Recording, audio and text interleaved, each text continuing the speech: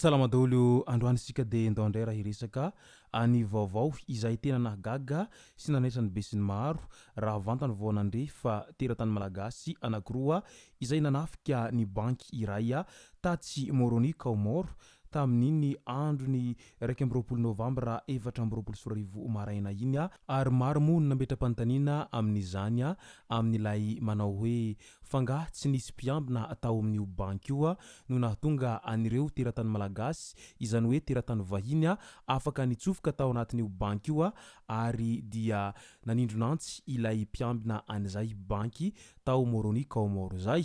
ka ny pitsopitso ny mahakasika an'izay no fakafakena amintsika ato anatin'ity video ity ka manasantsika rehetra anaraka an'ity video ity hatramin'ny farany azadino ny milaiky ny video antsika ary tsarovatra ny miabone amin'ny chaîne antsika mba ahafahanareo manaraka tsy tapaka ny video zay lefa naisan'andro eto tsy ampendrela mo isika fa avy hatrany tonga de vavany ndao ary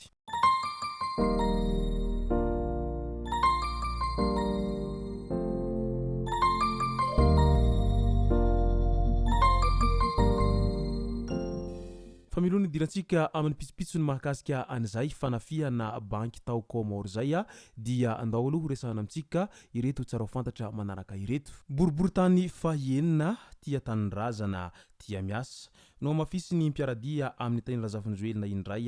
tamin'iny androny omaly iny teny amin'ny boriboritany fahenina fa efa nanomboka ny fanovana asa fa tsy rendrarendra asa no ifampizarana fa tsy zavatra kely mandalo sady mampivoatra ny tanàna no mahazo asa hanatsarana ny farim-piainana ny olombelona tsirairay miaradia vao mandresy ho izy ireo hatrany mbola ao anatin'izay fampelezan-kevitra izay hatrany mo dia naneho ny heviny ny mpanakanto bodo izay manohana any teny Razafinjoelina amin'izao fotoana izao ka nilaza mazava tsara izy fa itaina Razafinjoelina no safidiko naneho ny heviny tao mipejy ny mpanakanto bodo na bodo Razafindrazaka na hitsy izy nilaza fa hoe mampalahelo fa nidirany virusy ny antoko tiako Madagasikara na ny tim ka hoy bodo tamin'izay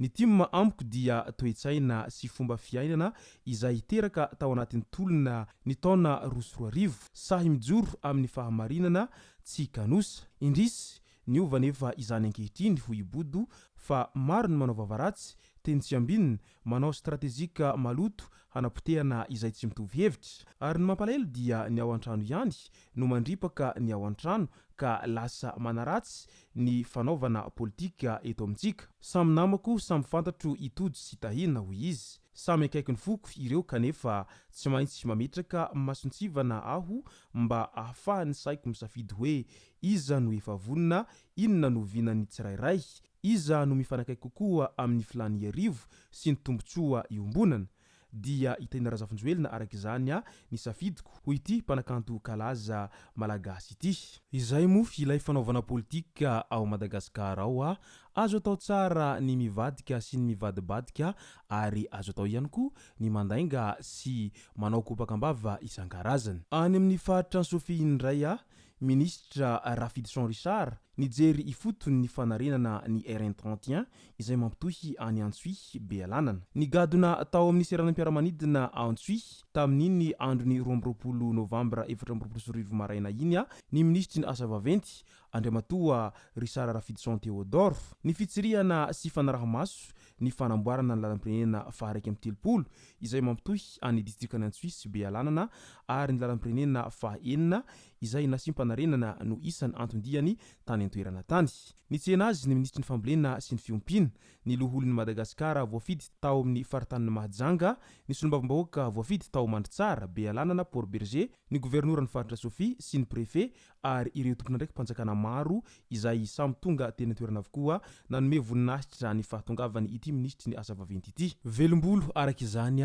ny vahoaka ny Bealanana sy Antsuia izay mampiasa any lalam-pirenena faharaiky amin'ny telopolo iny amin'izao fotoana izao satria hitan'izy ireo fa tena asa fa tsy kabaro ny any fitondrana izay amin'izao fotoana izao no izay fanamboarana lalana RN31 izay tsy nisy tara mihitsy tao anatin'ny fotoana maro ary tena tsy misy tara tokoa mo ny ampahany tamin'izay lalana izay nanombohany nahalalam-pirenena azy efa hatramin'ny ela izay. Miandrandra ny fahavitany ity lalam-pirenena farika amin'ny telopolo ity araka izany ny vahoaka rehetra izay mampiasa an'iny lalana iny amin'izao fotoana izao satria tena mampitaraina ny vahoaka maro ity lalana ity rehefa fotoam-pahavaratra fa dia ratsy izany lalana izany ary tsy vitsy amin'ireo fiara no tsy afaka mivezivezy intsony amin'izay lalam-pirenena farika amin'ny telopolo izay mampitohy any Beranana sy Antsohihy izay. Resaka tsy fandriampahalemana indray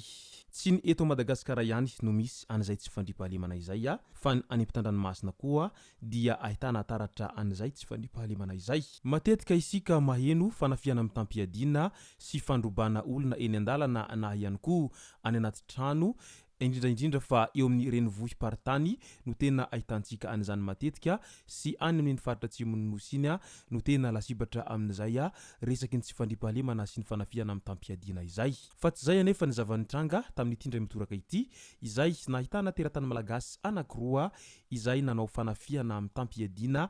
tany antanin'olona izany hoe tany ampitan-dranomasina no nisehony ity tranga ity ary nahagaga sy nanaitra ny maro mo raha vantany voanandresy nahita an'ilay video an'izy ireo izay niparitaka atao amin'ny Facebook tao. Teratany malagasy misy roa namaky banky Tatsy Komoro izany hoe Tatsy Moroni Komoro ny marimarina kokoa tamin'iny andro ny 1 Novambra 2024 maraina iny ka voasambotra ny iray ary ny iray kosa dia tafaporitsaka nandritra an'izay fanenjehana anireto tsy matahotody nanafika ny banky Tatsy Moroni Komoro ity. Namoy ny ainy noho ny daroka sy ny tsatokantsy nataon'izy ireo ny lehilahy iray izay 24 taona caissier tao amin'io banky Tatsy Moroni Komoro io. Mitohy ny fikarohana io jolahy tafatsoka io izay fantatra amin'ny anarana hoe Roland Florent Heritina Rasolonjatovo. Midika araka izany fa tena efa lasa international mihitsy ny jolahy malagasy ka misongadina amin'ny zavatra ratsy